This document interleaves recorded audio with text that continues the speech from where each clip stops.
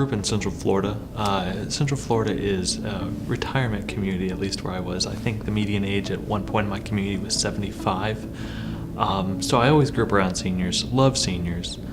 Ended up moving up to Tennessee to go to college at a family school. My grandfather built it for over 20 years, the master builder.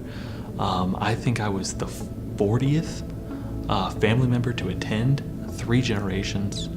And I ran up there a lot to just get to know my grandfather.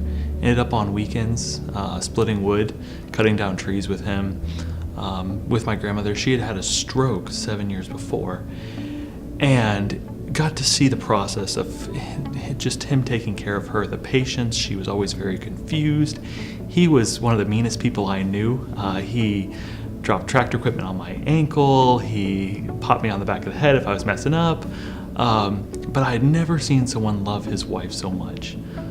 He, even in her worst dementia, just angry, confused, he said it's not her fault. We just have to be patient. She can't be. Stopped her from wandering. He said no matter what, we're keeping her home. It's going to be a family event. We're just going to all keep grandmother home. And we called him Grandy or Honey because he was sweet as honey. But he just was wonderful with my grandmother. As the dementia got worse, he spent more and more time trying to manage the wandering and the accusatory, the dietary problems, everything that came on, just transferring more, the inability to know exactly how you knew someone. And then when she died, I was out in the woods. I found out, I got a signal and got home as fast as I can, and we were sitting in his living room because I had spent countless hours with him and grandmother just sitting and watching the news together, hearing stories. I knew every one of his stories backwards and forwards. And we had spent years doing this, just staying with him on weekends. Whenever I needed a car to go on a date, he'd wash one of the cars he had and let me borrow it. He'd ask my teacher if he could he'd ask me if I could offer my teacher to wash their car so I could get a better grade. He taught me how to treat women. He said it's no harder to be kind than it is cruel.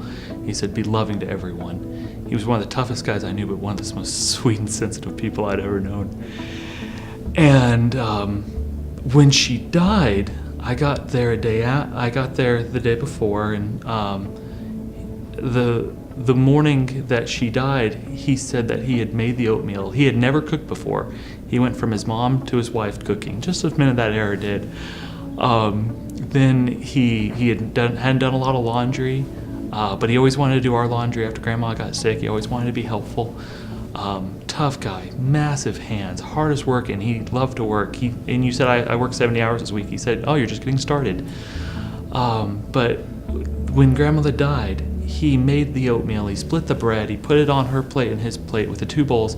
He sat down and put his hand out and said, for the prayer, and then he realized Grandmother wasn't there.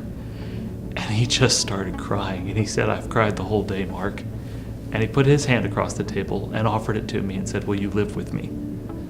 And for the next 3 years, I lived with Grandy. We had oatmeal every morning at 7 a.m., didn't matter if it was a weekend or not. And we just, we got to have a conversation. We got to have a relationship.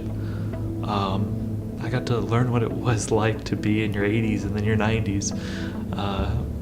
He always says being old is not for the faint of heart. And I lost him February 3 of this year. He died with his whole family surrounding him, just everyone telling him they loved him. And I had the chance, because whenever you go to the hospital, he said, Mark, you're staying with me. He told me I was his servant always. he had servants, not grandsons, and he put us to work. But he was tough, but he was loving.